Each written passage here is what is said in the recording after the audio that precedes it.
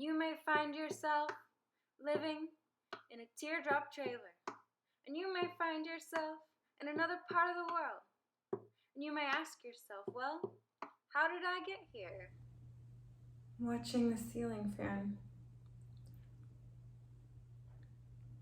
In my new book, that it's too early for anyone to have gotten if they ordered it, I talk about time being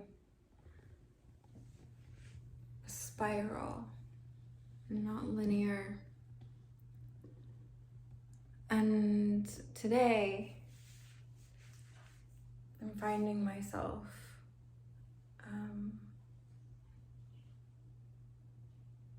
going through the spiral again. I'm noticing synchronicities in my life. And they say that, the cycles of your life are also based on 7-year cycles. So we have not only, minutes, seconds, minutes, hours, days, months, years. We have these 7 years, and then we talk about bigger things like,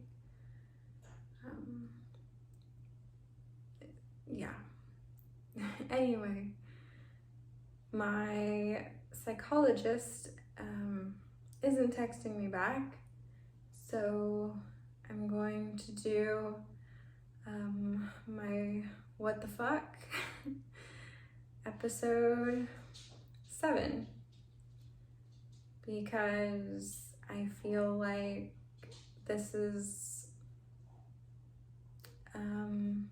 what I need to talk about right now. We're gonna jump around a lot in my life, and I hope you can keep up. We'll circle back to everything eventually. It'll all connect. So, as you know, in my first episode, I talk about how I'm moving into the teardrop camper, and I'm disabled, and that's gonna be my life. I was supposed to move into it before now. Obviously, I'm still not there. It's ready. It's ready to go out front in the morning. Everything's in it. I'm in an empty room. I was going to leave today, and I was going to leave yesterday, and things just keep happening. Like, I got really far behind because I was in bed for 10 days with cysts and them rupturing, and even went to the emergency room for that. And then, so that put me really far behind. And then I had issues with my prescriptions, leaving the state, and my urine tests. So then I had to have blood work, and then I needed to wait on a part that was delayed for my trailer. And today was part of the synchronistic spiral story that I'm gonna try to give you in 10 minutes. So let's start where we left off in episode 6.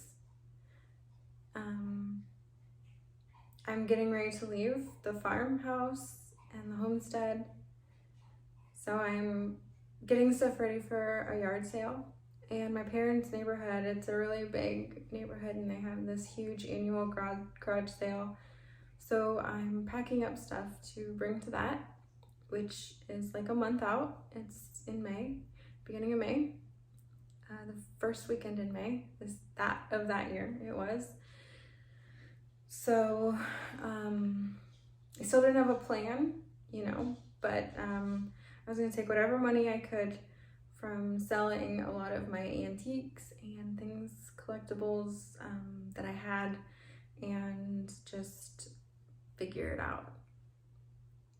So I'm talking to a friend who's an ex, not in any like whatever way. We had just kind of always been civil, in contact, kind of friends, always had the same interests. So, when we were doing a project, we would ask, like, what sealer did you use, or what did you use to do this, and just things like that. But back up 10 years earlier is when we were together, so it was a long time before that. And I remember writing in my journal that it figured that when I found somebody who I had fun with and shared all the same interests and wanted to do the same things with me, they would be just as free-spirited as I was. I wrote that in 2008. And we were great together, but we were young, and I remember the night that I was going to tell him something important, and so I had him over for dinner, and we had been together for a while. I don't know how long, not quite a year, maybe around-ish, I'm not sure. We were always going on adventures together, separately, and it was kind of, it was fun. But anyway, I made dinner, I had him over, and I have always had anxiety and, like the CPTSD, depressive tendencies, things like that. So, and I have a lot of issues with being in a relationship and being open with people. And one of the main things that I never used to talk about, because it was still too soon and too real, even though it was many, many years later, and I still don't talk about it even 10 years after that. But the only person that I ever felt that I connected with on every level, and that understood me, and that could keep me calm and safe, and know my needs. We were gonna get married and all these things, and he killed himself. And so that night, in 2008, I had my dinner, I invited him over, and I was going to tell him that was why I was kind of the way that I was about relationships. And that was a really big moment for me. I'd never told anybody about it before. So I did, I told him, and I remember we were drinking wine, we're having dinner, and after I tell him, he said, I think we're great together. I think that we'd be great together in the future, and I would want to get together with you in the future, but now's not the time for me. I want to go to college, and I want to, experience other relationships. So he broke up with me after that, and walked out the door, and I remember being just taken back by how callous that seemed. But anyway, fast forward to 2018. Like I said, I was very angry about that for a long time, and there were some other things that happened, which we'll get to, and we'll get to the whole other story and everything. But 2018, we had been more civil in the past like few years. I guess it took a while, but just kind of talking about nothing. But we were both going to be in our hometown on the same weekend, which was weird because I hadn't been there in like 5 years and he hadn't been there in like 5 years. And so we planned to meet. We planned to meet for a drink, and we did, and it was weird. It was like we just connected on this level that was really deep, and he noticed that something was wrong with me. He constantly had his hand on me, and we went back to a friend's house when we were staying the night there, and we stayed up all night talking. And he said, I can tell something's going on with you. I've been able to tell something's been going on with you for a long time. What is it? And I told him that my husband had an affair, and I was planning on leaving, but I didn't know where, how, what to do. And he grabbed me and held me really tight and said, you're too good of a person for someone to treat you like that. And I remember thinking, that's the very first time that anybody ever put me in the situation. Everyone else that I talked to about it, they were mad at him. They're like, oh, I'm gonna kick his ass. He's such an asshole. How could he do that? Blah, blah, blah. But this was the first time that someone made it about me. And I remember thinking, I am a good person and I do deserve better. He told me, you deserve happiness and love and blah, blah, blah. And so like I said, we stayed up all night talking, spent the night together. It was awesome. He canceled his ride to the airport. He drove my car to the airport. I drove the rest of the way home since it was on the way. And at the airport, he gave me a kiss and was like, come visit. And I was like, California, okay. So I go home, and that day I filed for the divorce because I had the confidence that, I deserved better and that I could get better and I could be happy, So we'll come back around to that story again too because I'm running out of time. But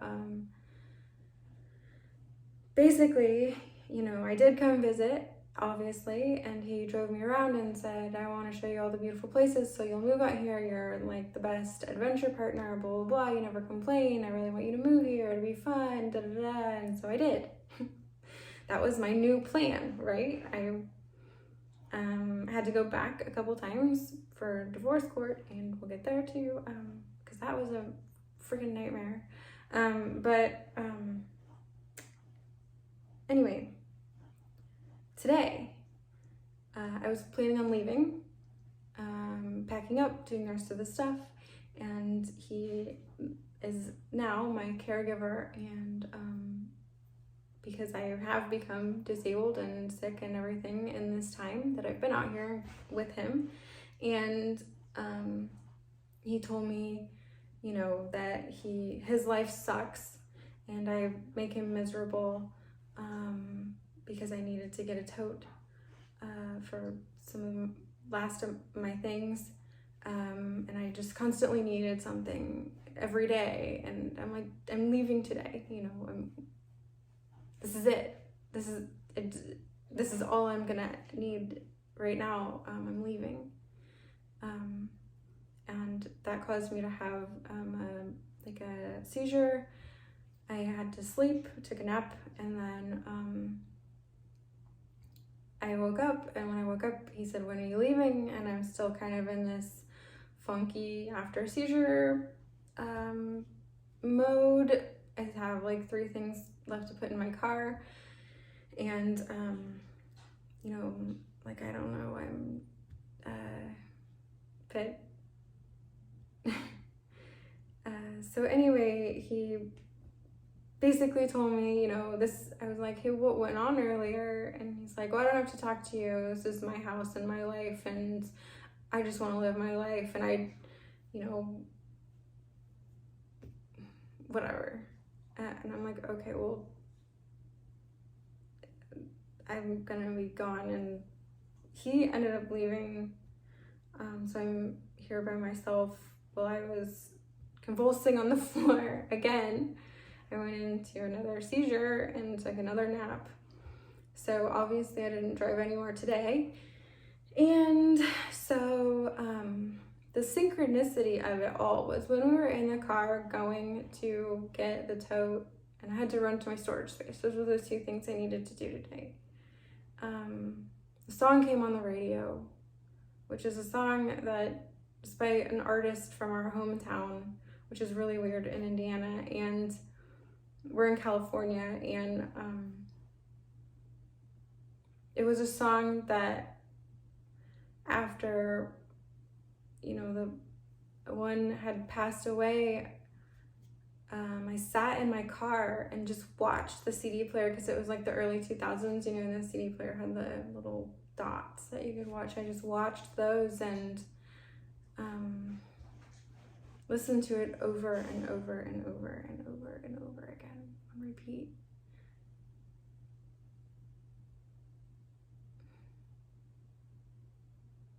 So it's like I'm living in this spiral.